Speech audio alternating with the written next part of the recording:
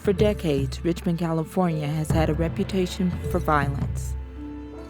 In 2007, this city of 100,000 people had 47 homicides. It was one of the highest murder rates in the country. The city created the Office of Neighborhood Safety to specifically target gun violence by working directly with those most at risk. By 2012, homicides had fallen from 47 to 18.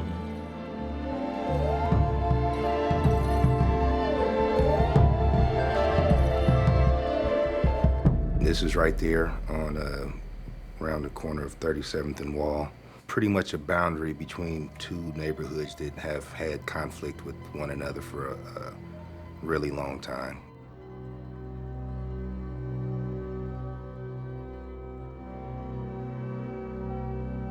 There's been a lot of lives lost in between those two neighborhoods. Folks want to show folks that I'm not to be messed with, don't play with me, respect me at all times, because they don't want to die. So they like to keep those boundaries, to keep a separation.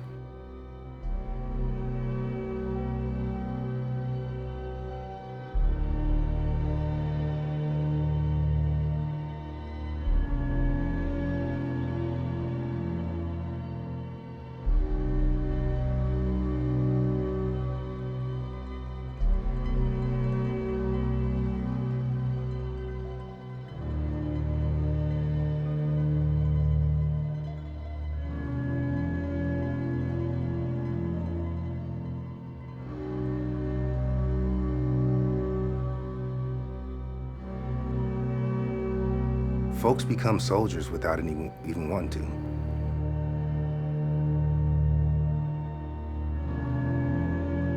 to. They're drafted.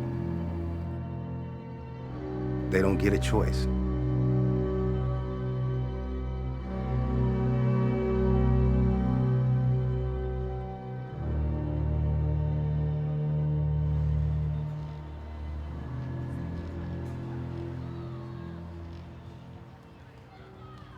I had a fellow recently say, I've never grieved without violence.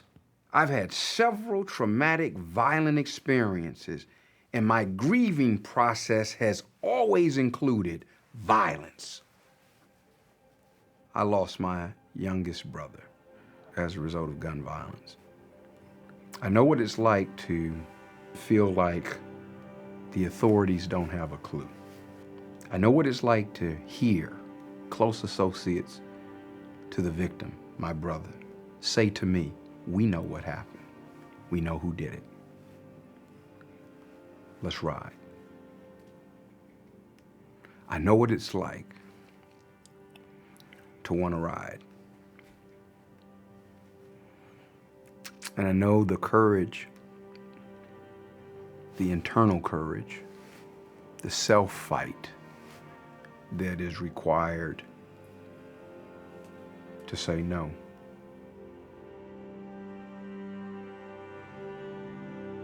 A terrible moment in my life was when my cousin Irvin Cully got killed. He's from North Richmond.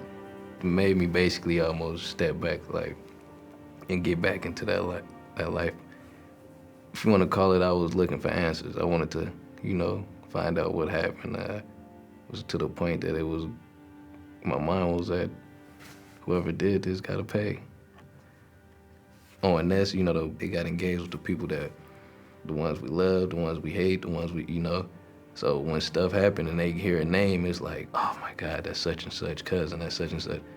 So it was instantly, they pop up, pull straight in front of my car. I couldn't hide from them, They came to the funeral too, because that's when it's really bad at the funeral. Like watching somebody that you thought you was gonna be able to grow old with, but I guess we were thinking too far ahead, we were just thinking too far ahead, I guess, because somebody cut it short. Our job is to know these people on the street. I know the guys on the street better than I know my own friends now. You want them to know you, and you want to know them. More than just them. family members, friends of theirs. That makes your job so much easier. 911, what's the address of your emergency? 15th and Chancellor, and it's a group of boys down the street. I think 2 of them have a gun. What's up, man? Get your hands out of your pockets. Got anything on you? Keep your hands out of your pockets. Get your hands out of your pockets. What's wrong with you? Keep your hand on top of your head and let your fingers. Move your feet apart. Spread your feet forward. Keep your hand up there. Spread your feet forward. Just keep your hand right there, all right? I'm not handcuffing your hand. Keep your hand on. I know what I did. Yeah, stand right here. Hang out with your boys on the parkway. We're just going to start talking. Where'd you hanging out on the parkway for? On the greenway? I can't. That's my neighborhood. I can't sit like on the greenway. Okay. That's where everybody was with the guns. Oh, well, no, I don't know nothing about no guns. Okay, well, the last guy you were with a couple months ago had a gun. Who? You actually lived at this house. Oh, that. That was. They ain't got nothing to do with me. Okay, but you know who that is, though, right? Uh-uh. Okay, move on. Go to your house. Before I started throwing this, I was year before I was just fresh out of jail. Yeah, it was hard for me to find employment because, for one, I didn't have a high school diploma. I was just surviving, just doing what I had to do to survive.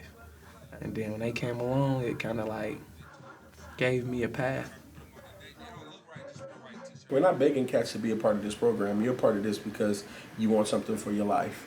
What we're challenging you all to do at some point is sit across the table with a cat that's from the other side of the town.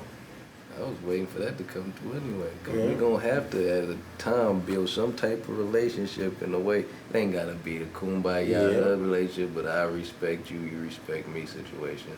Everybody ain't gonna get it, but the ones that we can reach, as long as they get it, that'll make everybody else realize that it worked. It was personal at first, but life too short. I done seen too many people drop. Man, I done been shot too many times.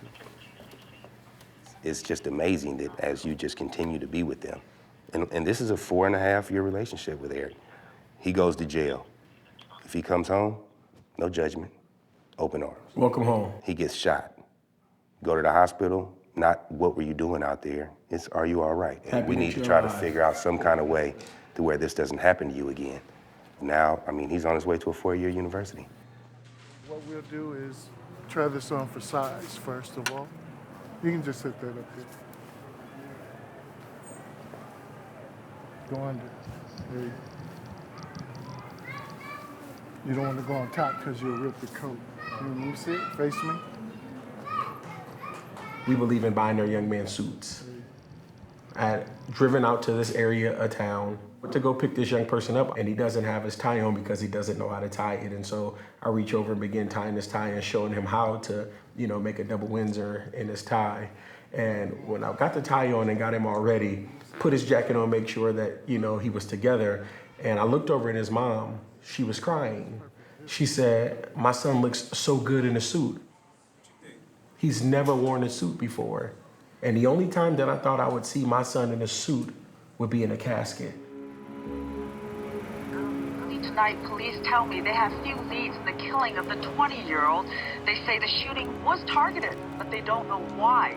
The death of this beloved young man has devastated his community. So the coroner's office will be in touch with you guys tomorrow. Promise. Okay? Like I said, tonight, you should go to either grandma's or your house or somebody's house where there's a photo album and be the guest. That's what you really are.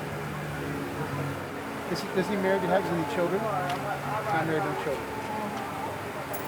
He has one sibling, which is me, and he has his dad.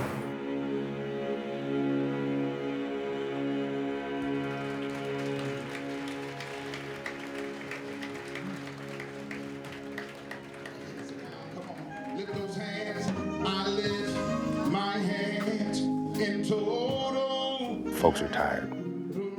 They're tired of going to funerals. They're tired of getting RIP hats and RIP shirts. They're tired of being broke. The attitude hasn't changed. The attitude that I'm from here and you're from over there hasn't changed. The change is you haven't been driving cars into my neighborhood for a year. Ain't nobody been over there for a year. So there's somewhat like a white flag, but it's on Velcro. it can easily just get snatched away at any given time. And so that's what we're working on, to make sure that it becomes a permanent white flag. The murder of Lincoln Player broke an 8-month ceasefire between feuding neighborhoods and raised fears of further shootings. I just don't want them to retaliate, leave it alone. Let the police handle it. Every one of my cousins that I lost to somebody killing them. Like, when are we gonna open our eyes and say, I wanna live? Like I wanna do something with my life. Like, I'm a product of Richmond.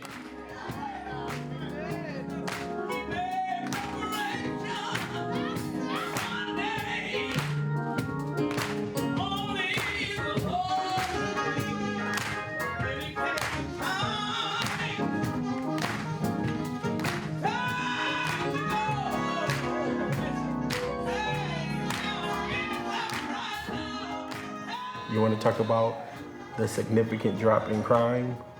Talk to these young people. When crime goes back up, it's not going to be because the Office of Neighborhood Safety is not doing our job. It's not going to be because police are not arresting people. It's that young people, again, have decided to pull triggers. They control the flow. So if they're the ones who are controlling the flow, let's make sure they know we care about them. Not just the Office of Neighborhood Safety, but that the city, the community, we care about you. And the way we show you that we care about you is we're willing to invest in you.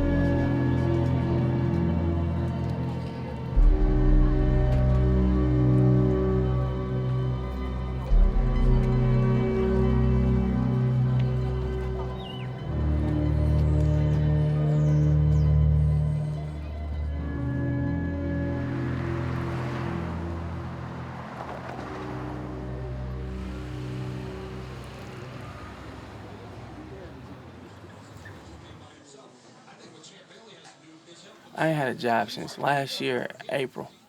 I'm starting a new job at Chevron in Richmond, and it feels good. It feels wonderful, man. I can't go in there with no beard. It's a good haircut, though. It's for the dollars.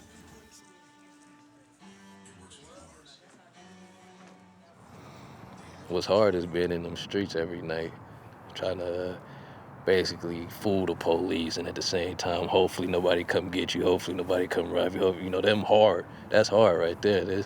Once you get into the straight, walking that straight line, it's easy, it's a straight line, you know?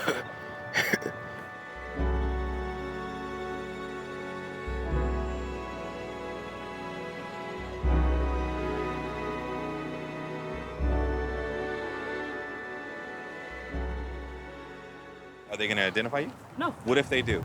And they're lying. So there would be no fingerprints or anything like that? No. Okay.